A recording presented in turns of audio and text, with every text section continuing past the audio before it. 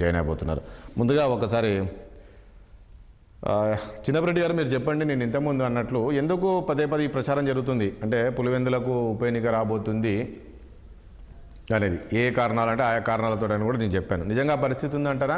ఎందుకంటే deputy speaker చెప్తూ ఉన్నారు 60 రోజులు అసెంబ్లీకి రాకపోతే మాత్రం ఖచ్చితంగా డిస్క్వాలిఫై అవుతారనేది. అంటే జగన్మోహన్ రెడ్డి అసెంబ్లీకి అనేది రారంటారా? నిజంగా ఉప ఎన్నిక రాబోతుందా?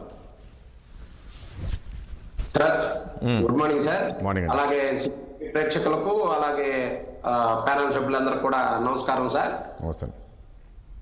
ఇప్పుడు అసెంబ్లీకి సంబంధించినటువంటి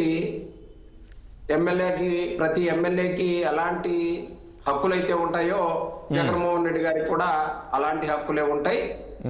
అలాగే స్పీకర్గా డిప్యూటీ స్పీకర్గా మన రఘురామరాజు గారు ఉండటం జరిగింది.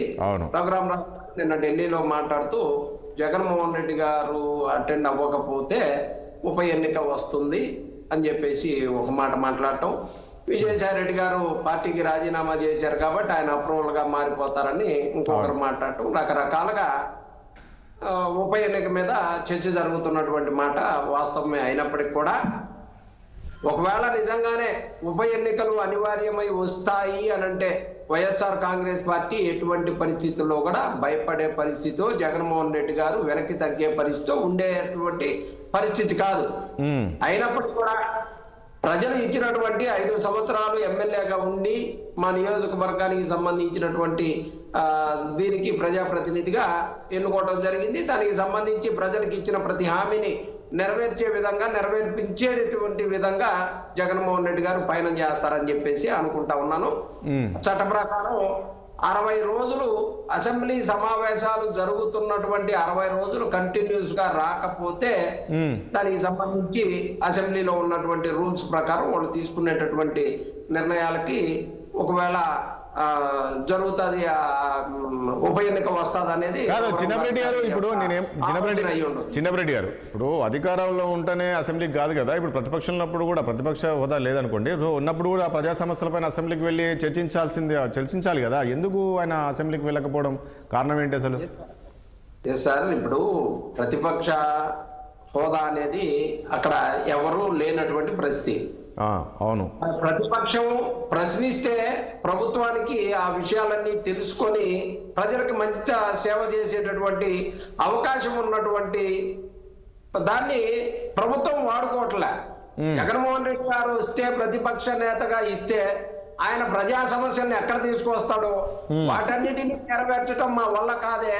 ఆయన రాకపోతే మనం ఏదో మనకు చేతైంది ఏదో 3 సిలిండర్లు ఇచ్చామని కాసేపు డైవర్ట్ పాలిటిక్స్ కాసేపు చేసుకుంటా ఏదో అసెంబ్లీకి వచ్చాం పోయామన్నట్టుగా నడుపుకుంటూ ఎవరికి దోచిన కాడికి దాచుకోవటం చేసేటటువంటి కార్యక్రమాలు చేసుకోవచ్చు. ఆయన వస్తే ప్రతిదీ ప్రశ్నించి ప్రజలందరూ కూడా తెలియపరుస్తాడన్న భయంతో వారు కేవలం ఆ భయంతో జగన్మోహన్ రెడ్డి గారికి వైఎస్ఆర్ కాంగ్రెస్ పార్టీకి ప్రతిపక్ష హోదా ఇవ్వట్లేదని మాత్రం మేము భావిస్తా ఉన్నాం.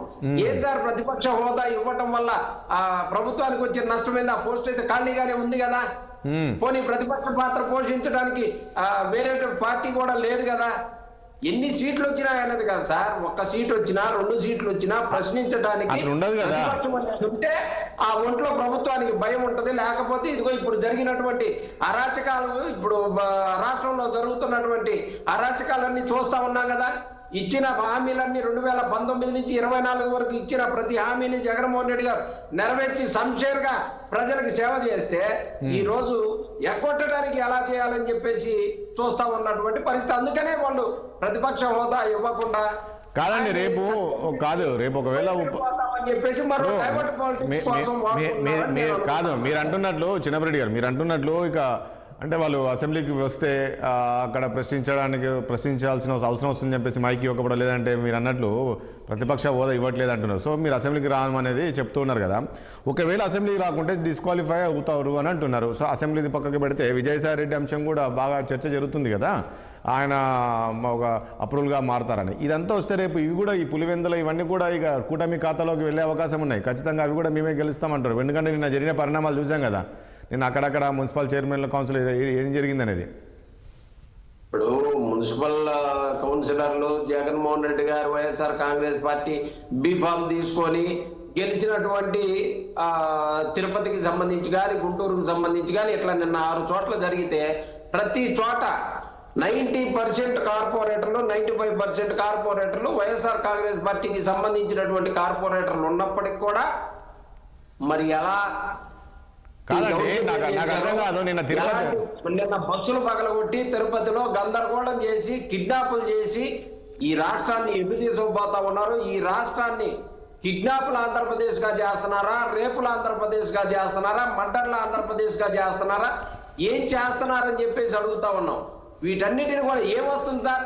దానికి 8 మందిని కిడ్నాప్ చేసి ఓకే దీనికి సంబంధించినటువంటి వ్యక్తిని కూర్చోబెట్టుకున్నారు అనుకోండి. ఒక్క నిమిషం చిన్నపరెడ్డి గారు, ఒక్క నిమిషం ప్లీజ్. ఆంజనేయ రెడ్డి గారు, గుడ్ మార్నింగ్ ఆంజనేయ రెడ్డి గారు.